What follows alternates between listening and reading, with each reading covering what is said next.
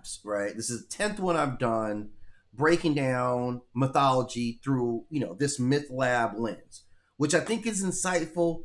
I think this way is a super easy way to learn stuff too. Like, let's just be really, really honest. Like, I just present information in the simplest way that I can. Like, we try to have some good visuals, right? But the main thing is just about having an open connection to you guys who are the audience, right? And that's what we're all about here, right? Sharing knowledge, you guys. I'm honest right here.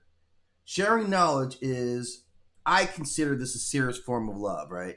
That actually means every time I'm willing to sit down and do some research to actually like plan a show, it's because I love you guys, man. Like, not that I just like, obviously, I want to have a YouTube channel. I want to stay around and do all that stuff, right?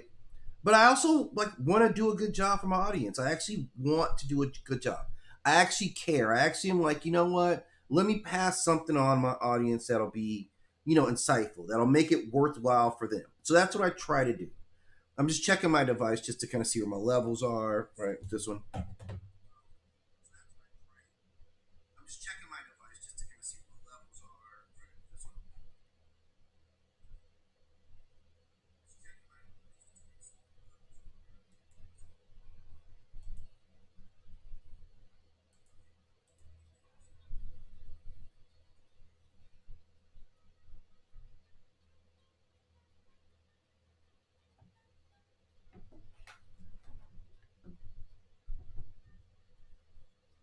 All right, guys. So I'm going to get into this one here, right? And this is, as you can kind of see, we're going to be talking about Death Note, right? We're going to be talking about some forbidden knowledge here. Some things you guys are all probably pretty familiar with, right? Hang on, I'm sorry, guys. Here.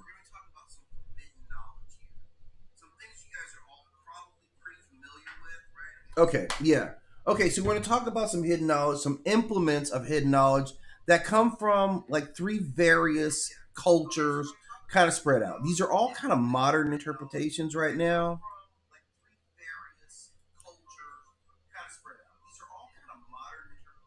And they're important for a lot of reasons. Like, every single one of these is important. We put them in mythology all over the place, right? We're really about it, right? We're really about it.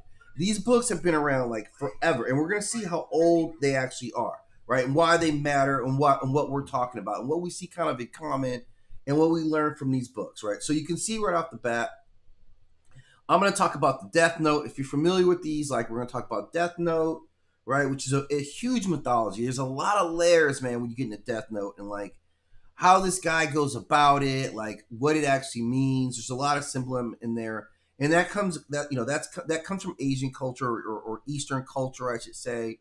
And then you have right in the middle, that's the Necronomicon, and we have a lot of mythologies based off the Necronomicon, like a huge amount of mythologies, modern storytelling that's based off the Necronomicon. Like, some of my favorite shows, literally, are based off the Necronomicon, and I'm going to talk about those shows as well. So I'm going to talk about the stuff like the shows, the mythologies itself, like the origins of the stories, and the last one you see over there is the Book of Thoth. And the Book of Thoth is like literally the oldest representation of the same idea is the Book of Thoth, right? Like, they're literally like trying to categorize knowledge, right? These are all about categorizing knowledge and using knowledge, or the sacred knowledge, and what ultimately comes along with it. And every single one of these, man, like, there's a downside, right? It's 100%, right? You're gonna latch on to some book, and the power is probably way out of your control already. And that's what all these concepts are. Like, you're getting access to the hidden truths of the knowledge. You're getting access to like cosmological knowledge, right? And the problem is always you, right? You're not ready for this power, and that's hidden in this knowledge, right? So this is why these things are kept so quietly as they are, right? And we need to understand how we need to move around certain things. We got to know when to hold them, know when to fold them, know when to walk away, and know where to run. And I know nobody said that in a long time. No one's lyrically put out that concept, right, of walking away from some stuff that's just beyond you, right? Like, that's totally okay. It's not a L, right? It's actually self-awareness. If you see a book that has cosmological implications, just leave it alone. That's the simplest thing you could do with your life, right? But if you're not going to do all that just off the rip, I'm going to talk about why you should do that. I'm really going to reinforce with you guys like why sometimes you just leave stuff alone. And we're going to start with these books. All these books about knowledge. Now the first one is obviously the Death Note, right? Like we see it, and the Death Note as literature is pretty strong and pretty popular even right now. Like I just like in the last year, I watched a full-on animated, like a series, like an animated TV series on the whole Death Note series. Right? It's great, right? It's a great series.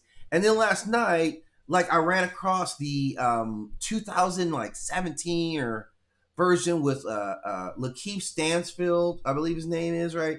You know, so again, like within a short period of time, like these are two completely different productions of this story. And what it is like it's kind of a chilling story, right? This author is this Tsugumi Oba, right? And they have this great artist Takeshi Obata. So very distinctive style, like a very distinctive styling that they get while telling the story. But the core of it is this is about like supernatural execution artifact.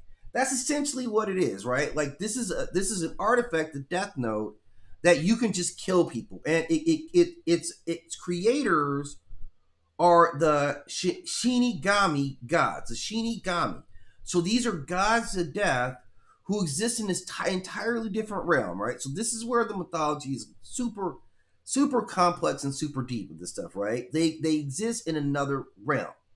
And what its primary function is, it allows you, a non-human, to determine the moment and manner another person dies through these gods by writing their names in this book while picturing their face, right? So if you can see their face and you know their name, that's key because there's some very central rules that go along with the Death Note, right? You can't, you can do a lot of wrong. Like you gotta understand the rules about this, and they're not playing about this rules. You can't just like skim through it, right? If you get a hold of the Death Note, don't just skim through the rules, right? There's probably like 28 rules, I think, overall. We'll get into that into a bit, but that's the main thing. Don't just be skipping over the rules of these books. This is the first thing I'm going to tell you guys. And I know what you guys do, right? I know exactly what you guys do. When you guys get a new whatever, you don't even read the manuals. I know you don't read the manuals, right? We know you guys don't read the manuals. You guys just start turning stuff on and holding Bluetooth down until it magically happens exactly what you want it to happen, right?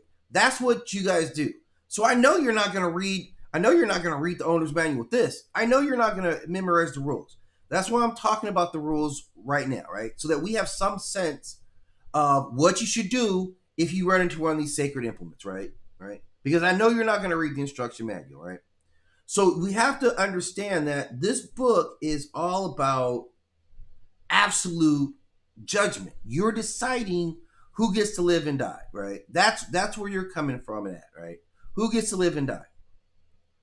And that's a lot of power. And so this is the temptation utterly. What is more powerful than I get to say who lives and who dies and how they die. And it's an awesome power. It's a very awesome power. Okay, but we have to be very mindful of this. Oh, by the way, if you like my Umbrella Corporation T-shirt, I just copped this. Right, you always get a lot of my T-shirts off Amazon. I'll drop the link to the Umbrella Corporation T-shirt if you want to cop them for yourself. Right, I know it's style. Okay? But back to this book. Right, this is they say power corrupts and absolute power corrupts absolutely. Right, those are very old expressions, and sometimes I hate to say it, but like old people knew what they were talking about. A lot of times, if you go real far back in the past and you hear old, people say stuff, they know what they were talking about. Like I know it's just pages on the calendar, like technology changes and stuff like that. But these folks, they kind of knew what they were talking about most of the time. They gave us some sage wisdom that we should carry forth, right? It's just good wisdom to roll with these guys, right? We can absolutely appreciate that. So this book is literally disguised as stationary. This mythical book, this powerhouse of determining life itself, looks like it's just like a journal, right? Like it's just a journal. That's what it looks like. But the gods themselves, like, okay, so here's how this works. Okay, in the world of the Death Note, the Shinigami exists in a decaying dimension known as the Shinigami realm. This is very important in understanding why anybody's doing any of this nonsense, right? Because these gods of death sustain themselves by stealing the years away from human lifespans. So they live by stealing off, siphoning off our lifespans, our life essentially, right? They do this by using the Death Note. When a name is written inside the notebook, the human dies, the Shinigami gains all the remaining years, right? So it wants you to go after some kids. It really does. If it wants to maximize like per name, it wants you to write like a whole kindergarten class in there, right? Like go through the prenatal, right? And like just write up names. That's what it wants you to do, right? It doesn't say it, but we get that through the messaging, right? Now, this was a good system and it worked for a long time. But you have one Shinigami, Ryu, who wants to change the rule. He finds this whole existence dull, so he drops his notebook into humanity so that the humans would do what forth with it, right? The humans would take this book. If I can write your name down and you're dead, and see what they're gonna do with it, right? Because it'll be funny. It'll be funny to see what you drop this on humans, drop this godlike power to take life on some humans and see what happens. And this is what he did. This is the basic premise of the story. Now the god, the human who inherits this book, I call him the human who became this god, this death god, is Light Yagami. Light Yagami is the guy's name. This is who discovers the book. He's a very talented student. He's a very bright guy, but he is massively delusional and believes that the world itself is rotten with crime. He doesn't see the love, right? Like, we love this world. He's not seeing the love. So when he tests this notebook out, he writes a name down in it and realizes that there's real power. He's like, I can pick people here and they're gonna die based on because I wrote their name down. And this is like instantly, right? Instantly, like it feels good to him. It felt great to him, right? So he gets into his crusade. He has a whole crusade. He has an entire crusade where he's like, eliminate criminals. I'm cleansing the underworld. Like, he becomes a god in this new society. And he calls himself Kira and begins an actual worship. He doesn't begin an actual worship. And you never do. Like, true worship never really starts with someone saying, hey, come over here and worship me. It always starts by them doing whatever they're doing and then starting to get the worship and attention of other people. And this is his name, Kira, where he begins killing criminals. Crime rates just drop radically, like, because you're taking out these major crime networks. But everybody starts to be afraid because you killing people. There's a whole pattern like you're doing. After a while, we know that it's Kira that's doing this. And it starts to set up some very difficult premises. But this is what the book is, right? Let me break down the rules. These are the rules that we know about, okay? The human whose name is written in the notebook will die. The writer must picture the person's face to avoid killing people with the same name. This is the reason they give. If no cause of death is specified, the victim dies of a heart attack. The writer can control a victim's actions for up to 23 days before the death. So there's some other incentive in there that kind of works into something else. Like, why would I have this control? For 23, I think it's 2 to 3 days. Now, I want to say it's like 2 days, not 23 days, right? So touching a death note allows humans to see the Shinigami attached to it. And these rules turn the book into something far more than a weapon. This is strategic warfare. So you can control your enemies for a limited period of time and then have them killed the way that you predicted. And it could be anyone. You could go over to your mom's house and steal everything over there, bring it over to me, and then go and jump off of a roof somewhere. That is a script that you could actually write down, like anything. There's some limits to stuff. Like the Shinigami tells him, you can't have someone killed by a shark while sitting on the toilet. It just doesn't work, right? So it has to be possible for that type of death. That's specific to their rule. And then he starts to get, he's at opposition. So obviously it's a story. So you have the protagonist, and of course you have their foil, their opposite who's against him. And he rises up against L, right? So, oh yeah, okay. Well, they just hit me. I'm not because of my topic. They're going to kind of limit it, which I understand.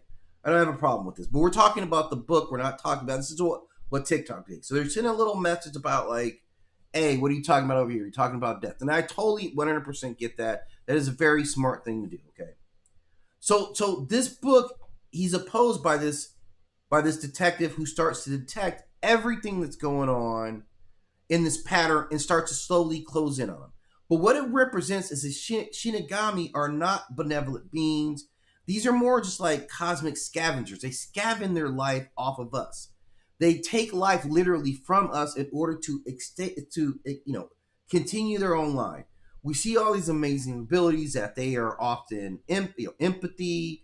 They are capable of empathy, right? But they lack any like true morals. They're apathetic. They're often amused by our drama and the pain. So they treat humans as if we're entertainment. This is what this cosmic being is kind of telling us.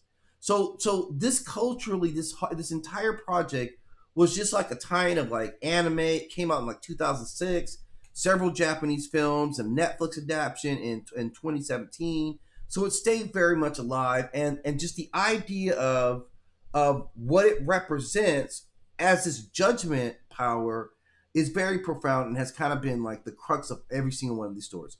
So an absolutely terrifying story, absolutely terrifying book. Again, something I would clearly tell you not to mess with, but you probably would. Like, what would you get if you? What would you do if you found this death book? Like, that's kind of a powerful thing. Like, what would you actually do if you got this death book, right? This death notebook. But so the next one I want to talk about is one of the scariest ones around, right? This book here has had an amazing amount of reach. This is the Necronomicon. Now, I've talked about the author of this book, H.P. Lovecraft, at least very recently, like in the last, I want to say like the last week or so. I probably talked about Lovecraft. I think when I've been talking about some Cthulhu, some other aspects of that. Now, the original name of this book is Al Azif. Okay, Al Azif is the original name of the Necronomicon. This is a forbidden cosmic grimoire. This is about life beyond this dimension or existence, about beings who are far more ancient than we are, who have vast amounts of knowledge and control lots of power. So the Necronomicon itself is said to be a book of ancient gods. It is, cosmic entities. It is forbidden rituals. This is what the Necronomicon is all about in a nutshell. This is the book that they say is bound in human flesh, right? Inked in human blood and bound by human flesh. This is the word on the Necronomicon. And I just want to take a look. I'm going to look at see. There's a lot of series that come out of the Necronomicon. Let's take a look at like what series are we talking about that come out of this book, because it's profound. Like the Necronomicon, I think if we go back all the way to Lovecraft's work, we get introduced to this book in like 1929. It's deep. Like this is very old, and this was written and developed on American soil. This is something that we need to understand. Like this book is our culture purely. Yeah, I know it always ties into ancient, everything's like ancient Sumerian, but this ties into our culture very strongly. So the first key stories of this are all the way back, like the Call of Cthulhu, Yogg-Sothoth, Zakareth, all these. There's a university around, there's a fictional university where it said this book is supposed to exist, where it is the source of all this knowledge and all this study. So this book is quite profound. There's several books, right? Call of Cthulhu, The Dunwich Horror, The Shadow over Innsmouth, At the Mountains Mouth of Madness. All of these, At the Mountains of Madness, all of these are books and stories that are talking about the Necronomicon. Again, we go all the way back to the late 1920s and we're still talking about the Necronomicon. And this is said to be a gateway to understanding the old ones. Now, the old ones, if you're not aware, the old ones are these cosmic beings, these ancient extra-dimensional beings. They are not of this planet. They are not here, right? They're out there, but we still got to worry about them because they come down here all the time, okay? So within that, we have to start to separate out like what stories, why are these stories still evolving? There's a whole nother set of stories where we break out the individual deities. There's Miscantic University, where it is said that this knowledge actually exists. And then it works its way into the Evil Dead series. And I'm going to talk about the Evil Dead series because it's one of my favorite shows. Like, literally, man. Evil Dead was one of my favorite things to watch, especially as Ash versus. It was Ash versus. Like, you know the Evil Dead series, right? I'm going to pull this image up. Because you guys know the Evil Dead series. And it's been going strong for a long time. And this is one of the scariest things I've ever watched. Like, I'm not joking with you guys when I say this. This is one of the scariest pieces of literature, films I have ever watched in my life, man. Like, just consistently, man. Just consistently, it is raw as hell, right? And I'm sure some of you guys have watched at least a couple of these films, but oh man, come on, this image isn't gonna work for me right there. I'm sorry about this, right? Let me get something else, right?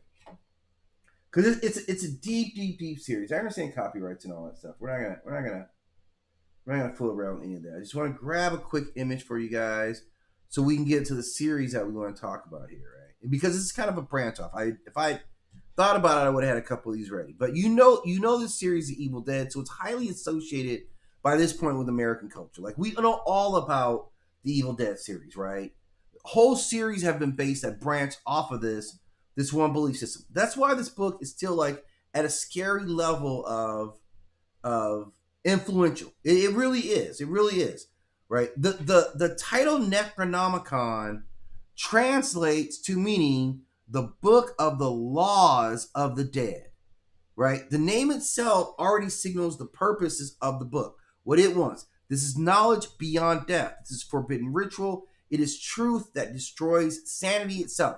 That's how mentally destabilizing it is. It shakes your core to know the real truth of the universe itself, that you'll go crazy just getting it, man. Just like a little sip. It's like, it's more than drinking from, it's like drinking from a cosmic fire hose.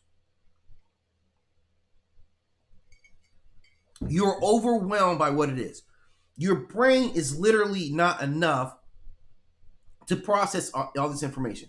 It will destabilize your belief systems at their very core.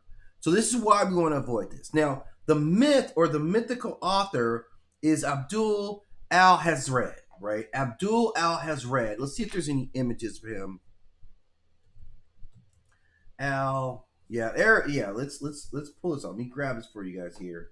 And this is important. I mean, it's not, it's not any real imagery. Like, there's some renditions of him, but I'll grab this for you guys here because it'll be good to show. And I'm sure I'll talk about it in some other mythology coming up. Like, there's some point I'll kind of break him into a triad as well, right? If I can refresh this here. Okay. So this is kind of, so this is kind of what, God, geez, they really make it tough here, right? All right, so I'm gonna move forward. We'll get back to talking about him. I think that's actually the most important thing I could do right now. Just kind of keep the conversation going. He is called the Mad Arab. So the guy who conceived of and wrote this book was called the Mad Arab. But I'm not saying that he was a Mad Arab. I'm just simply saying that, well, that's what people called him, right? Right. Fat Albert was fat. Like, at the end of the day, Fat Albert was fat, right? It seemed like Dumb Donald was dumb. So I'm just saying sometimes your names are very appropriate. So maybe the Mad Arab, all right, maybe he is mad. Maybe that's why he got his name. It fits. I went to school with a guy they called Red. His nickname was Red. He had red hair and a red beard. So it absolutely matched up. Sometimes nicknames tell you a lot about who a person is, right? So he was supposedly this 8th century prophet and occultist who wandered the deserts of the Middle East studying ancient ruins and forbidden knowledge. And during those journeys, he discovered something terrifying, and it's evidence of these ancient cosmic beings that are older than the universe, older than humanity, and beings that once ruled the earth. So this is the premise. So everything when we talk about Chulu and all that stuff, he's like, yeah, exactly. That's exactly what I meant. You get that right there, okay? Because he was telling us about this stuff. Now, the title of his name, like his title of his name, is comes from Lovecraft, and it kind of refers to the whispering of demons. This is what they said of him. Ancient Arabs described the sound of his name as the whispering of demons, and he is said to be the sound of demons itself. Is what this name, the sound of demons itself, the whispering of demons, is associated with his name, and that kind of works because all these demons work in these quiet, like whispery seduction ways, right? They're all about that life. It's really weird. And this knowledge itself, right? This is the knowledge of the Great One. So you get Cthulhu, like the giant, cephalopod creature, as a Thoth, Yog Sothoth. These are beings that exist beyond time and human understanding, and the Necronomicon contains rituals to summon them, knowledge of their history, secrets of the cosmic universe itself. So you get all this stuff in one book for $19.99, and you will not live through the week, right? Because it's not going to allow you. So anyone who studies the books, you risk madness right off the bat because your brain, we're not deep enough to read it. We're not deep enough. We're just not there, right? So knock it off. Now it has a deep history, and the book we saw, like I said, it, really generates around 1929. They write a fictional history of the book, like going way back, hundreds of years ago. But the real book actually came about in 1929. It was the first release of this. Okay, now this universe that it's based on is all about cosmic horror. So it centralizes on this different era. Humanity is fragile, so they needed these control mechanisms. And even in popular culture, everything from the Evil Dead series to Necronomicon Ex Mortis are all pulling from this particular literature right here. So it's a read that it's like, yeah, I get it. I get why you might be like, man, I can learn some stuff out here. I get it. Yeah. You better not read from this damn book. I'm not playing with you guys right now, right? This is the most important thing I can say to you guys right now. Is you better not read from this goddamn book. Not from the Necronomicon. Nothing that you're gonna say is gonna be like, I'm just reading from the Necronomicon. I'm not. That's not how we're gonna see it when everything's getting messed up. And the thing about like the real like powerful measurement of the Necronomicon of Cthulhu is that it's thriving hard right now. It appears in video games, Call of Cthulhu, Darkness Corners Earth, Eternal Darkness. It's in modern comics. Marvel has an angle, DC has an angle, and also other horror novels take that angle, and it feels real because maybe it's real. Maybe it's just Lovecraft is just like putting it all together. Maybe he's not blurring the lines between fiction and reality. Maybe he's telling us reality, and we're classifying it as fiction. Maybe that's mayhaps that's what it could be. But at every single angle, this is still the forbidden book. This is something that's classically written in society and says we'll overuse the technology, especially when we don't really know how to navigate. Right? So we get this knowledge of how to use the universe. We're not gonna know what to do. We are not gonna know what to do. And so it should be kept out of our hands because we need to let it go, right? Looking back over the years, I guess I shedded some tears. I think you better let it go, right? This ain't you ain't the one and we're not the two. So this is how it goes, okay? Now the next one, right? I really enjoy having this book on the list. Let me see if I can get my screen to operate. Oh yeah, that's it right there. The Book of Thoth. Now, the Book of Thoth is the most ancient relic of these books, and probably the most authentic and real is the Book of Thoth. And this is the divine grimoire of the Egyptian Kemetic beliefs. This is how they communicate, how they spoke about their beliefs.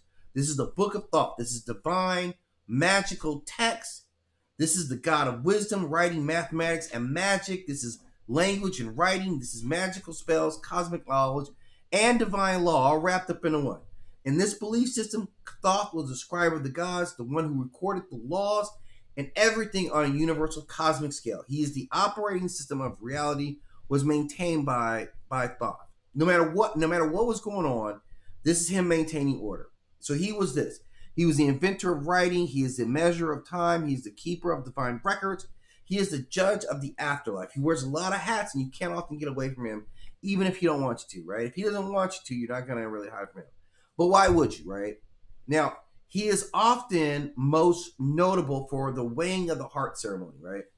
So you've died, and they take your heart right before Ma'at, and they put it against the feather of Ma'at, and you're like, I'm hoping my heart's lighter than that. In fact, you better hope for it, right? Because that's all that matters right now. So he's not a warrior, but he is the power of knowledge itself. He is the understanding of the cosmic universe. He is a look behind the curtain of the universe and see how it actually works. That's what he is describing. So he understands, like he's describing understanding the speech of animals, command of the elements, seeing the gods directly, controlling the heavens and the earth simultaneously. So he saw all these things. So, Thoth is a prince who saw behind the screen. He stole all that knowledge. He kept it, usually it would rest inside a book. He put it inside of another book and released that to the world. Like, that's exactly who he was, and when he comes to sharing knowledge. So as a book being, as an idea of a book itself being such a dangerous thing, it's like, yeah, knowledge is extremely dangerous.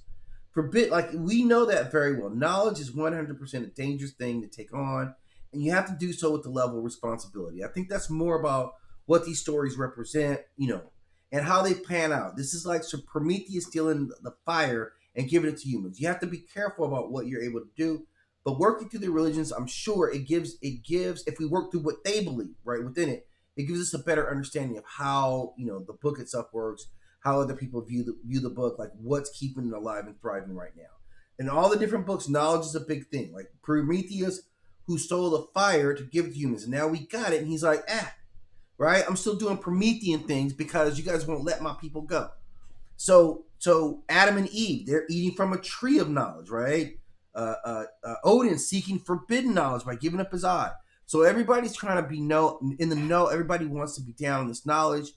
And it's just amazing how we see the symbolism of it within everything that's going on around. Like all these books and movies and everything that we wouldn't imagine is all central. Like these 3 series here have given us so much. These 3 books here have given us so much in terms of like TV shows and movies and foreign movies as well. All kind back to this things of the forbidden knowledge. So that's pretty much it for my stream. I'm almost getting to that hungry lunchtime. So I'm going to wrap it up. I'll be back later on today to give you guys some more knowledge. But as always, I ask that you hit that like and subscribe. And if you have any thoughts and suggestions, man, hit me up the comic books. Let me in the comment sections. Let me know what other videos or topics you want me to focus on.